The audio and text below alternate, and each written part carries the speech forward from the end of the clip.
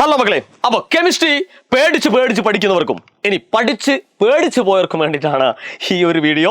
അപ്പോൾ എന്ത് ചെയ്യുക, എന്തുകൊണ്ടാണ് കെമിസ്ട്രി ഒരു പേടി സ്വപ്നമായിട്ട് നിങ്ങൾക്ക് തോന്നുന്നത്? അതിനുള്ള കാരണങ്ങൾ ചികഞ്ഞുകൊണ്ടൊരു അന്വേഷണമാണ് നിങ്ങളുമായിട്ട് ഷെയർ ചെയ്യാൻ പോകുന്നത്. ആർക്കെങ്കിലും കെമിസ്ട്രി പേടി സ്വപ്നമായിട്ട് മാറുന്നുണ്ടെങ്കിൽ അവർക്ക് എന്ത് ചെയ്യുക, നിങ്ങളെ വീഡിയോ കറക്റ്റായിട്ട് സെൻഡ് ചെയ്ത് കൊടുക്കുക. അപ്പോൾ എന്തൊക്കെ കാരണങ്ങൾ കൊണ്ടാണ് അത് ഒരു പേടി സ്വപ്നമായിട്ട് നമ്മുടെ മുമ്പിൽ നിൽക്കുന്നത്? ആദ്യമായിട്ട് പറയട്ടെ, കൃത്യമായിട്ട് നമ്മൾ കെമിസ്ട്രി പഠിക്കുമ്പോൾ എന്തിനെ പറ്റിയാണോ പഠിക്കുന്നത് അതിൻ്റെ ബേസിക് ആയിട്ടുള്ള ഐഡിയ എല്ലാ കുട്ടികൾക്കും ഉണ്ടായിരിക്കണം.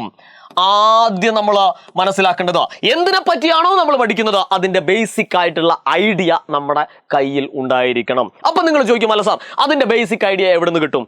ഇഷ്ടം മാതിരി സ്ഥലങ്ങൾ നമുക്കുണ്ട്, ഒരുപാട് സ്രോതസ്സുകൾ നമുക്ക് ഇത്തരത്തിലുള്ള കാര്യങ്ങൾ എടുക്കാണ്ട്. ചാറ്റ് GPT ഉണ്ട്, ജെമിനി ഉണ്ട്, യൂട്യൂബ് ഉണ്ട്. അത്തരം സ്ഥലങ്ങളിൽ നിന്ന് എന്ത് ചെയ്യാം? നിങ്ങളെ ടീച്ചേഴ്സിനോട് ചോദിക്കാം, അല്ലെങ്കിൽ നിങ്ങളുടെ ചേട്ടനോട് ചോദിക്കാം, അല്ലെങ്കിൽ ചേച്ചിയോട് ചോദിക്കാം, അല്ലെ? അതിന്റെ ബേസിക് ആയിട്ടുള്ള ഐഡിയ നമ്മുടെ കയ്യിലെത്തിയതിന് ശേഷം മാത്രമേ എന്ത് ചെയ്യാവുള്ളൂ, നിങ്ങൾ ഉദ്ദേശിക്കുന്ന അല്ലെങ്കിൽ നിങ്ങൾ പഠിക്കാൻ ഉദ്ദേശിക്കുന്ന ആ ചാപ്റ്ററിലേക്ക് കയറാവുള്ളൂ. ഓക്കെ, അപ്പോൾ അടിത്തറ നന്നായാൽ എന്താണ്, ആ ബിൽഡിങ് നന്നായിരിക്കും.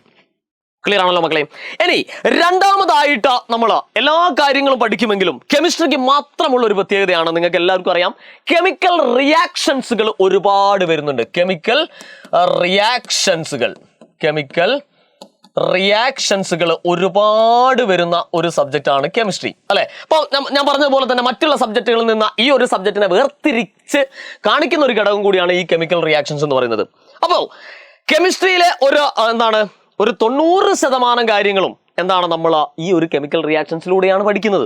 അതുകൊണ്ട് തന്നെ ഈ ഒരു കാര്യം നമ്മുടെ മനസ്സിൽ ആഞ്ഞു പതിപ്പിക്കേണ്ടതുണ്ട്. അതിനെന്ത് വേണം?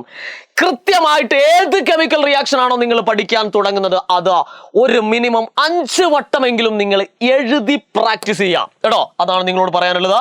കെമിക്കൽ റിയാക്ഷൻ ഒരിക്കലും വായിച്ചു പഠിക്കരുത്, അത് എഴുതി തന്നെ പഠിക്കുക. അപ്പൊ നിങ്ങൾ ചോദിക്കുമല്ലോ, സാറേ ഇത് എവിടെയാണ് എഴുതി പ്രാക്ടീസ് ചെയ്യേണ്ടത്? എവിടെ വേണം നിങ്ങൾക്ക് എഴുതാം, അല്ലെ? നമ്മൾ UP സ്കൂളിലും LP സ്കൂളിലൊക്കെ പഠിക്കുന്ന സമയത്ത് നമ്മൾ സ്ലേറ്റ് ഉപയോഗിച്ചിട്ടുണ്ട്. വാങ്ങിക്കോളടാ, സ്ലേറ്റ് വാങ്ങിക്കോളൂ, സ്ലേറ്റിൽ പ്രാക്ടീസ് ചെയ്യാം. അതേപോലെ തന്നെ നമ്മൾ ചുമരിന്റെ മുകളിലൊക്കെ തൂക്കിയിടുന്ന ടൈപ്പ് ബോർഡുകളുണ്ട്, ആ ബോർഡിൽ എഴുതി പ്രാക്ടീസ് ചെയ്യാം, അല്ലെ? അങ്ങനെ എഴുതി തന്നെ നിങ്ങൾ എന്ത് ചെയ്യുക, ഇത് നിർബന്ധമാക്കുക കേട്ടോ. കെമിക്കൽ റിയാക്ഷൻസുകൾ നിങ്ങൾ പഠിക്കുകയാണെങ്കിൽ അത് എഴുതി പ്രാക്ടീസ് ചെയ്യാൻ നിങ്ങൾ കൃത്യമായിട്ട് ശ്രദ്ധിക്കുക. ഓക്കെ, ഇനി അപ്പോൾ നമ്മൾ ബേസിക് ഒക്കെ ക്ലിയർ ആക്കി, കെമിക്കൽ റിയാക്ഷൻസുകളൊക്കെ എഴുതി പഠിച്ച് ഒക്കെ റെഡിയാണ് സാറേ, ഒക്കെ ഞങ്ങൾ പഠിച്ചിട്ടുണ്ട്. പക്ഷെ അത് മാത്രം പോരാ. ഓക്കെ, ഇനി ഞാൻ പറയാൻ പോകുന്ന കാര്യമാണ് ശരിക്കും നിങ്ങളെ ഒരു ജീനിയസ് ആക്കി മാറ്റുന്നത് എന്നുള്ള കാര്യം നിങ്ങൾ മറന്നു പോരുത്. എന്താണ് ആ കാര്യം എന്നല്ലേ? പറയാം. അതായത് ഈ പഠിച്ച കാര്യങ്ങളൊക്കെ കൃത്യമായിട്ടുള്ള ഇടവേളകളിൽ റിവൈസ് ചെയ്യുക എന്നുള്ളതാണ് അടുത്ത ഘട്ടം, അല്ലെ? നമ്മളെല്ലാവരും പഠിക്കാറുണ്ട്, നമ്മളൊക്കെ ചോദിക്കുന്ന സമയത്ത് പഠിച്ചു, പഠിച്ചില്ലേ, പഠിച്ചു, അല്ലെ? എല്ലാവരും പറയും പഠിച്ചു. പക്ഷേ പരീക്ഷ എഴുതുന്ന സമയത്ത് അത് ഓർമ്മ വന്നില്ല സാറേ എന്നാണെങ്കിൽ നിങ്ങൾ ആ കണ്ടന്റിലൂടെ നിങ്ങൾ എന്ത് ചെയ്തിട്ടില്ല, ഒന്ന് റിവിഷന് പോയിട്ടില്ല എന്നാണ് അർത്ഥം. അപ്പൊ ഏത് കാര്യം പഠിക്കുമ്പോഴും എന്ത് ചെയ്യുക, നിങ്ങൾ റിവൈസ് ചെയ്തിട്ടുണ്ടോ എന്ന് നിങ്ങൾ കൃത്യമായിട്ട് ചെക്ക് ചെയ്യേണ്ടതാണ്.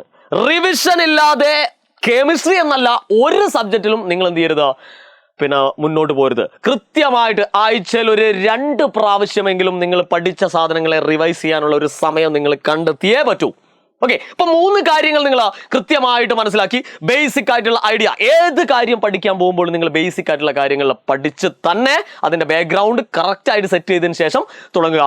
രണ്ടാമതായിട്ട് കൃത്യമായിട്ട് കെമിക്കൽ ഇക്വേഷൻസുകൾ പ്രാക്ടീസ് ചെയ്ത് അല്ലെങ്കിൽ റൈറ്റിംഗ് പ്രാക്ടീസ് ചെയ്തുകൊണ്ട് മാത്രമേ നിങ്ങൾ മുന്നോട്ട് പോകാവൂ. മൂന്നാമതായിട്ട് റിവിഷനാണ്.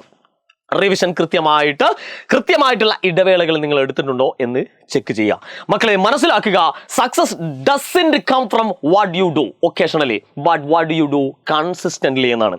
നിങ്ങൾ സ്ഥിരമായി ചെയ്യുന്ന ഒരു കാര്യത്തിലൂടെയാണ് വിജയം വരുന്നത് എന്ന് മനസ്സിലാക്കുക. അല്ലാണ്ട് സന്ദർഭത്തിനനുസരിച്ച് ഒരു കാര്യം ചെയ്യുന്നില്ലല്ല, സ്ഥിരമായിട്ട് എല്ലാ തിങ്കളാഴ്ചയും, എല്ലാ ചൊവ്വാഴ്ചയും, എല്ലാ ബുധനാഴ്ചയും ഞാൻ കെമിസ്ട്രി എന്ത് ചെയ്യാറുണ്ട്, റിവൈസ് ചെയ്യാറുണ്ട്. ആ കൺസിസ്റ്റൻസി നിങ്ങൾ നിലനിർത്തി കഴിഞ്ഞാൽ നിങ്ങളുടെ മുമ്പിൽ വിജയം ഉറപ്പായിട്ടും വരും എന്ന് ഓർമ്മപ്പെടുത്തലോടെ നമ്മൾ ഈ വീഡിയോ വൈൻഡപ്പ് ചെയ്യാണ്. നിങ്ങളുടെ കൂട്ടുകാർക്കും എന്ത് ചെയ്യുക, ഈ വീഡിയോ സെൻഡ് ചെയ്യുക, അവരും പഠിക്കട്ടെ കേട്ടോ. മാത്രമല്ല നമ്മുടെ ചാനൽ സബ്സ്ക്രൈബ് ചെയ്യാൻ മറന്നു വരുത്. വീണ്ടും കാണാം മക്കളെ, ഗുഡ് ബൈ.